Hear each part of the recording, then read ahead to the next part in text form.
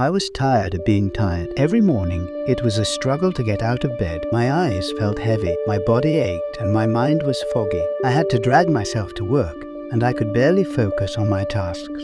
I was constantly reaching for my second cup of coffee, hoping it would give me the boost I needed to get through the day. But even then, I still felt exhausted. I didn't understand why I was so tired all the time. I'm only in my 30s. I shouldn't be feeling this way. I tried to eat well, exercise regularly, and get enough sleep. Basically, everything that Google told me to do, but nothing seemed to work. Yet although I felt tired throughout the day, I would lie in bed for hours, unable to fall asleep, and then wake up feeling even more tired than before. I tried taking naps in the afternoon, hoping to catch up on the sleep I had missed, but it never helped. One day, a coworker introduced me to a study that showed how caffeine could affect sleep quality, even if you only drink it in the morning or midday. The study basically measured the levels of caffeine in the bloodstream every hour after drinking 1 cup of coffee. You'd be surprised of the data. Apparently, caffeine will stay in your bloodstream for up to 14 hours. Caffeine's half-life is 5 to 7 hours. So by me drinking my first cup of coffee at 7 a.m. and then my second at 4 p.m., 50% of the caffeine was still in my system by 11 p.m. That explained why I would have trouble falling asleep, so I started by cutting back on my coffee intake. Instead of 2 cups a day, I limited myself to 1 in the morning. It was tough at first. I craved the caffeine and felt sluggish without it, got headaches, but soon noticed a difference. I was able to fall asleep much more easily and slept like a baby throughout the night. I also learned that napping after 3 p.m. can affect your ability to fall asleep later. Although I would have my second cup of coffee at 4, I would feel tired way before that and would take a nap at 12 and then again at 4:30. I'd drink the coffee before my nap because I hated waking up groggy. But as soon as I realized that those naps were making it harder for me to fall asleep at night, I stopped taking my second nap. Now, if I need a quick burst of energy, I'll go for a walk in my living room by doing a couple of laps around my couch, do some stretches instead of napping, or the 4-7-8 breathing exercise, which is basically breathing in for 4 seconds, holding your breath for 7 seconds, and releasing your breath for 8 seconds. These are all game changers. I've just provided you with gold. I also discovered that alcohol is sleep's worst enemy. It robs you of your deepest sleep and keeps you in the lighter stages